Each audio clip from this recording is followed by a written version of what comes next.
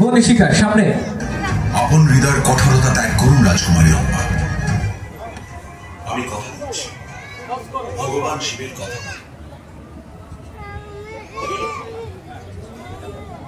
আমাদের প্রথমে music play হবে এবং তাদের কাছে তার ডায়লগের সেই স্ক্রিপ্টটা দেওয়া আছে, তো এটা শোনার পরে সে তার ডায়লগ বলবে।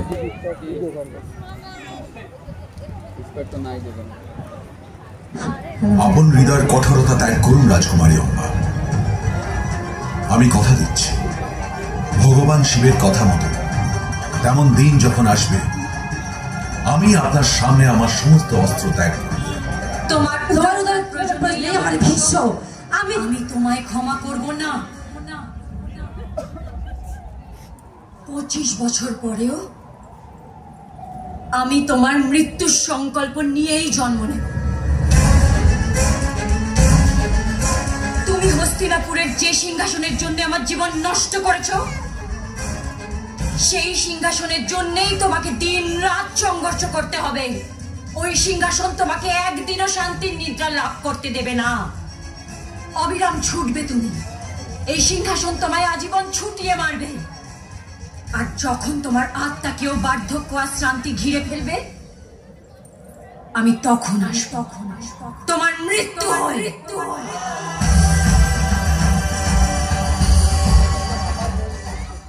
এবার আমরা তার ডায়লগ শুনবো।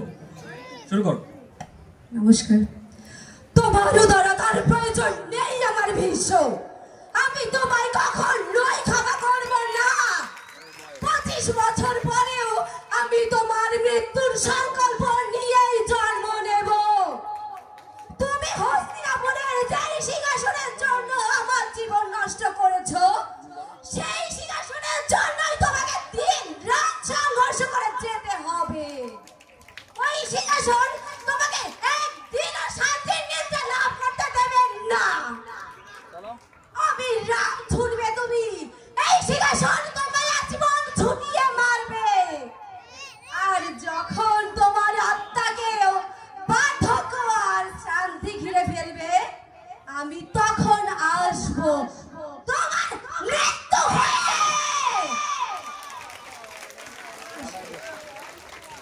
অসাধারণ, অসাধারণ। আমরা সেই যুদ্ধের মুহূর্তে ফিরে যাওয়ার একটা মুহূর্ত তৈরি হচ্ছিল। অসংখ্য ধন্যবাদ।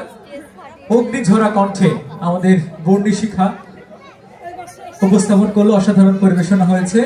দেখা যাক পরবর্তী দর্শক যে আমাদের ছোট বোন, তাকে মঞ্চের মাঝখানে আসার জন্য অনুরোধ করছি। এবার শুনবো আমরা শিখণ্ডীর ডায়লগ। প্লে করো।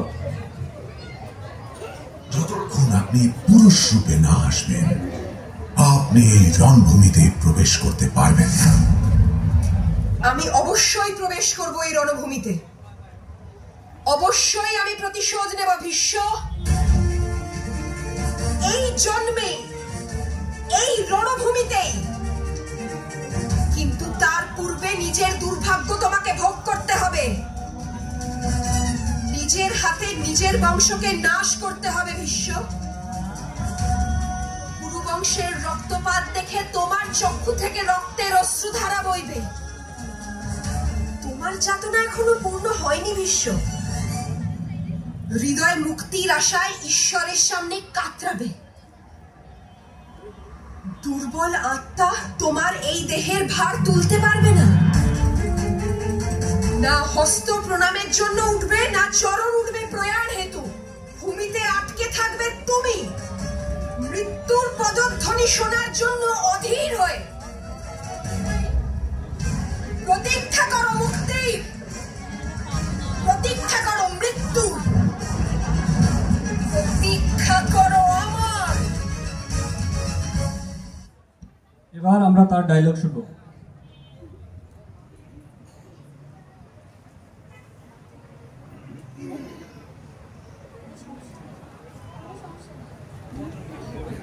পুরোটা দেখেই বলতে পারবে, অসুবিধা নেই। ওকে, শুরু করো। আমি অবশ্যই প্রবেশ করব এই রণভূমিতে। অবশ্যই আমি প্রতিশোধ নেব ভীষ্ম। এই জন্মে, এই রণভূমি তবে দুর্ভাগ্য তোমাকে ভোগ করতে হবে। নিজের হাতে নিজের বংশকেই ধ্বংস করতে হবে তোমাকে ভীষ্ম। কুরু বংশে রক্তপাত দেখে তোমার অস্ত্র থেকে রক্তধারা বইবে। তোমার যাতনা এখনো পূর্ণ হয়নি। হৃদয়ে মুক্তির আশায় ঈশ্বরের কাছে কাতরাবে। দুর্বল আত্মা তোমার এই দেহের ভার তুলতে পারবে না। না হস্ত প্রণামের জন্য উঠবে, না চরণ উঠবে প্রণয়ন হেতু। ভূমিতে আটকে থাকবে, তুমি মৃত্যুর পদধ্বনি শোনার জন্য কাতরাবে। প্রতীক্ষা করো মুক্তি, প্রতীক্ষা করো মৃত্যু, প্রতীক্ষা করো আমার। ধন্যবাদ।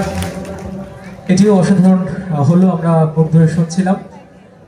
এবারে বাপ্পি মজুমদার ছোট ভাই, সে পরিবেশন করবে শকুনি ডায়লগ। আমরা মহাভারতের উল্লেখযোগ্য চরিত্র শকুনি, সেই শকুনি ডায়লগ আমরা শুনবো। আমরা এবার শকুনির ডায়লগ শুনবো। এখানে প্রেক্ষাপট হিসেবে ছোট করে বলি যে দুর্যোধন যখন দেখলো যে পাণ্ডব এবং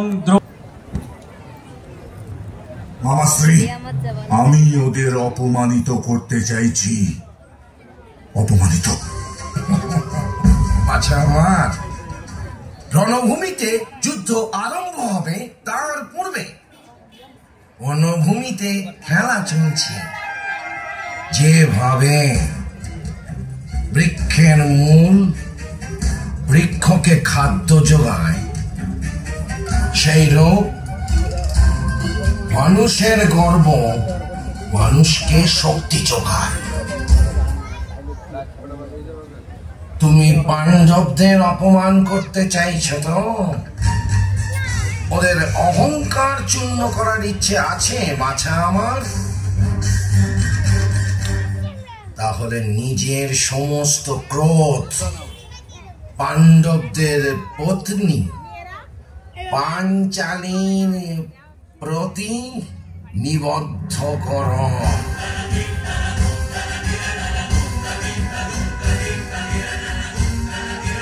পাঞ্চালী পাণ্ডবদের গর্ব, ওদের অহংকার।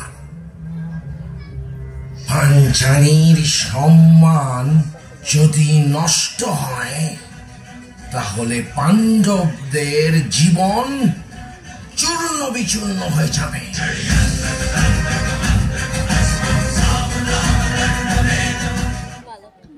এবার আমরা তার ডায়লগ শুনবো। বাছা আমার, রণভূমিতে যুদ্ধ আরম্ভ হবে তার পূর্বে মনোভূমিতে খেলা চলছে। যেভাবে বৃক্ষের মূল বৃক্ষের খাদ্য যোগায়, সেইরূপ মানুষের কর্ম মানুষকে শক্তি যোগায়। তুমি পাণ্ডবদের অপমান করতে চাইছো তো? ওদের অহংকার চূর্ণ করার ইচ্ছা আছে বাছা আমার? তাহলে নিজেদের সমস্ত ক্রোধ পাণ্ডবদের পত্নী পাঞ্চালীর প্রতি নিবদ্ধ করো। পাঞ্চালী পাণ্ডবদের গর্ব, ওদের অহংকার। পাঞ্চালীর সম্মান যদি নষ্ট হয়, তাহলে পাণ্ডবদের জীবন চূর্ণ বিচূর্ণ হয়ে যাবে। বাপ্পি মজুমদারকে অসাধারণ পরিবেশনা তার। প্রিয় দর্শক, এ পর্যায়ে আমাদের ছোট ভাই কাকা স্বচ্ছ মণ্ডল, তার যে চরিত্রটি সেটি হচ্ছে মহাভারতের আরেকটি শক্তিশালী চরিত্র দুর্যোধন। আমরা দুর্যোধনের চরিত্রে দেখা যাক আমাদের কাকা কি পারফর্ম করছে। মহাভারতে যখন দ্রৌপদীর বস্ত্রহরণ হয়, বস্ত্রহরণের আগে দুর্যোধন দ্রৌপদীকে কি বলেছিল এখন আমরা শুনবো। ডায়লগ। Play the track. সবাই নিজ নিজ ধর্ম বিচার অবশ্যই করেছেন, কিন্তু কেউই পাঞ্চালীর সম্মান, পাঞ্চালীর অধিকার, পাঞ্চালীর মূল্যবোধ অনুভবই করেননি। করেনি, কারণ তোমার স্বামী পুরুষই নয়। ওই ধর্মকে ভিত্তি করে কেন অপেক্ষা করছো দাসী দ্রৌপদী? যা যোদ্ধাদের নপুংসকে পরিণত করে। এসো, আমার সাথে সম্পর্ক স্থাপন করো। আমার সুখ প্রাপ্তি হবে আর তোমার সুরক্ষা। এসো দাসী দ্রৌপদী, নিজের প্রভুর আদেশ মান্য করো। এসো দাসী দ্রৌপদী, আমার জঙ্ঘায় উপবেশন করো। এসো। দুঃশাসন, যে প্রকার এই নারী ইন্দ্রপ্রস্থের সভায় সমগ্র আর্যাবর্তের সামনে আমাকে অস্ত্রহীন করেছিল, সেই প্রকারেই একে এই সভায় বস্ত্রহীন করে দাও। এবার আমরা তার ডায়লগ শুনবো।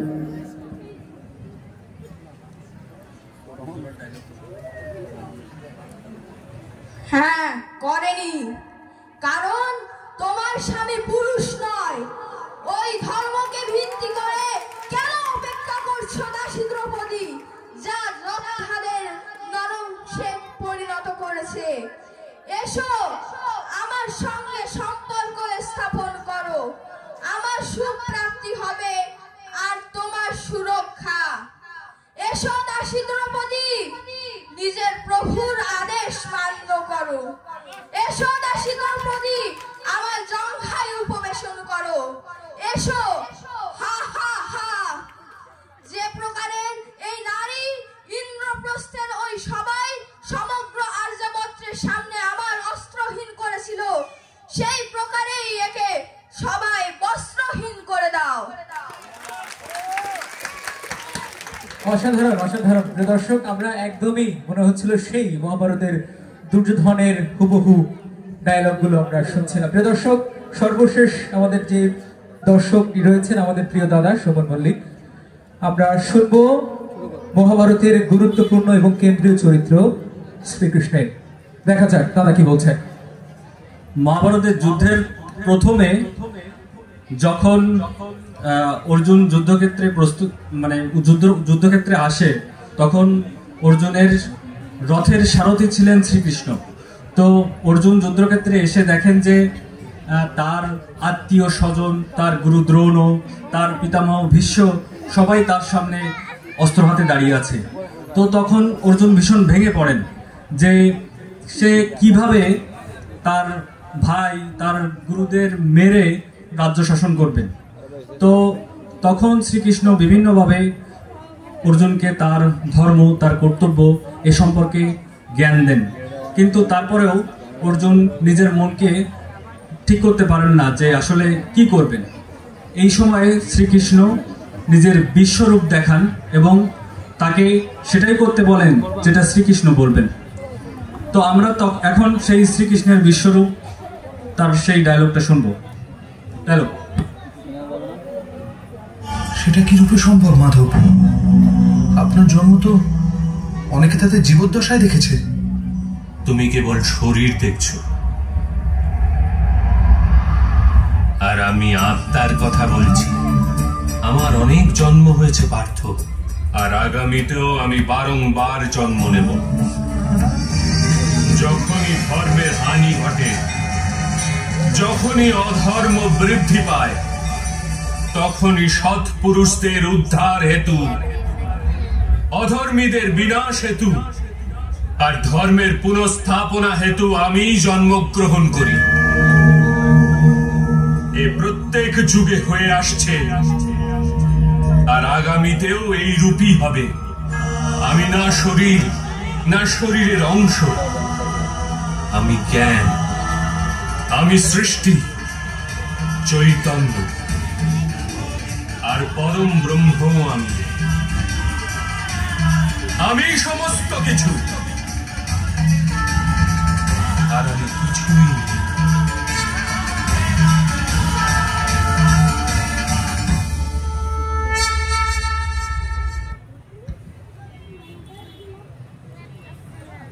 তুমি কেবল শরীর দেখছো, আর আমি আত্মার কথা বলছি। হ্যাঁ, আমার অনেক জন্ম হয়েছে পার্থ, আমি আগামীতেও আমি বারংবার জন্ম নেব। যখনই ধর্মের হানি ঘটে, যখনই অধর্ম বৃদ্ধি পায়, তখনই সৎ পুরুষের উদ্ধার হেতু, অধর্মদের বিনাশ হেতু আর ধর্ম পুনঃস্থাপনা হেতু আমি জন্মগ্রহণ করি। এ প্রত্যেক যুগে হয়ে আসছে, আর আগামীতে এ রূপই হবে। আমি না শরীর না শরীরের অংশ, আমি জ্ঞান, আমি সৃষ্টি, আমি চৈতন্য এবং পরম ব্রহ্ম। আমি সমস্ত কিছু, আবার আমি কিছুই নই। অসাধারণ পরিবেশনা প্রিয় দর্শক। এরই মধ্য দিয়ে শেষ হলো আমাদের নির্বাচিত 5 জন দর্শকের দর্শক পর্ব। এবার পঞ্চম পুরস্কার গ্রহণ করার জন্য আমি শকুনির চরিত্র যিনি উপস্থাপন করেছেন ওনাকে আমি আমি অবস্থানটা শুধু বলে দিচ্ছি। পঞ্চম পুরস্কার আমার বিচারে শকুনির চরিত্র পঞ্চম স্থান অধিকার করেছে।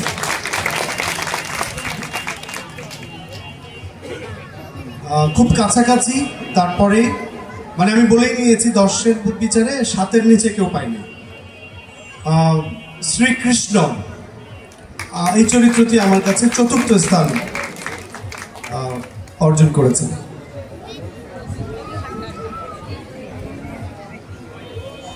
অত্যন্ত এক্সাইটেড যিনি শুরু করেছিলেন আমাদের এই প্রতিযোগিতা, আমি বোধহয় ওনার নাচ দেখেছি আগে পরে, এর আগে কোনো এক সিজনে। অম্ভা এই চরিত্রের যিনি উপস্থাপন করেছেন উনি আমার বিচারে 3য় স্থান অধিকার করেছেন।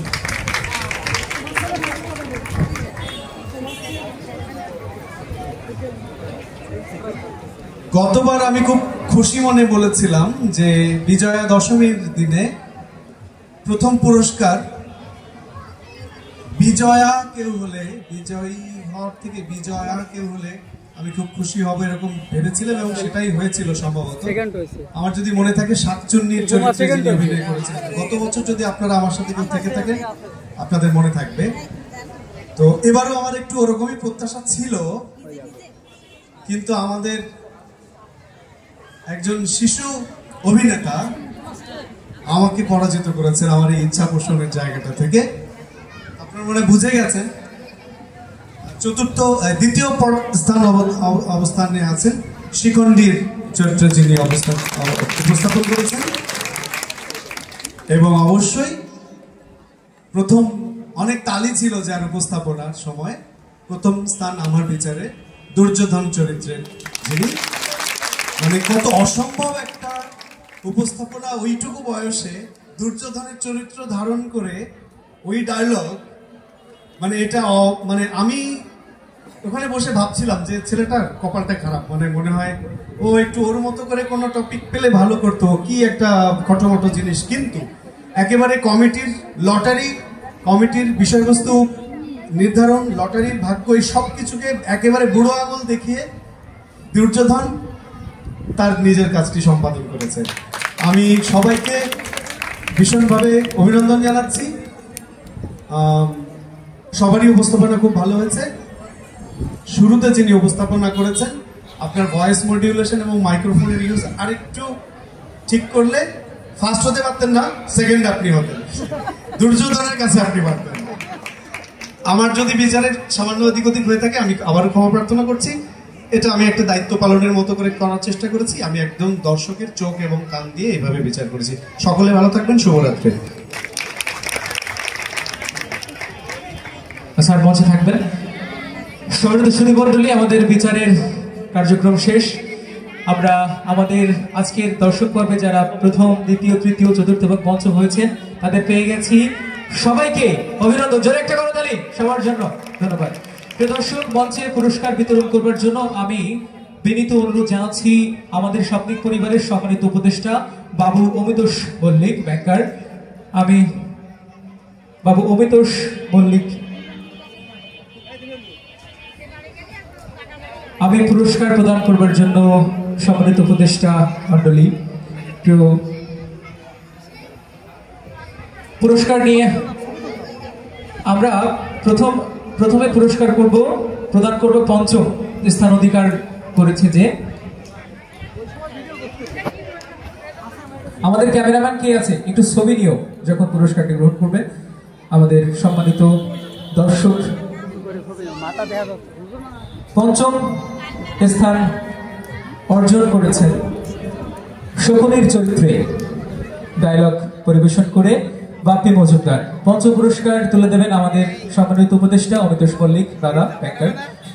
আমরা পুরস্কারটি দিয়ে দেব। পঞ্চম পুরস্কার বাপ্পি মজুমদার। আমাদের ক্যামেরাম্যান কারা আছে আমাদের সামনে একটু কাছে এসে ক্লোজলি একটু সামনে পুরস্কার গ্রহণ করছে বাপ্পি মজুমদার। জোরে একটা করতালি। পঞ্চম পুরস্কার। অনেক অনেক অভিনন্দন বাপ্পিকে। এবার চতুর্থ স্থান শ্রীকৃষ্ণের চরিত্রে সুমন মল্লিক প্রিয় দাদা চতুর্থ স্থান অর্জন করছে। জোরে একটা করতালি। ধন্যবাদ। এবার তৃতীয় পুরস্কার অম্বার চরিত্রে বন্দি শিখা। তৃতীয় পুরস্কার বন্দি শিখা। অভিনন্দন বন্দিকে। তৃতীয় পুরস্কার গ্রহণ করছে বন্দি শিখা, প্রদান করছে সম্মানিত উপদেষ্টা।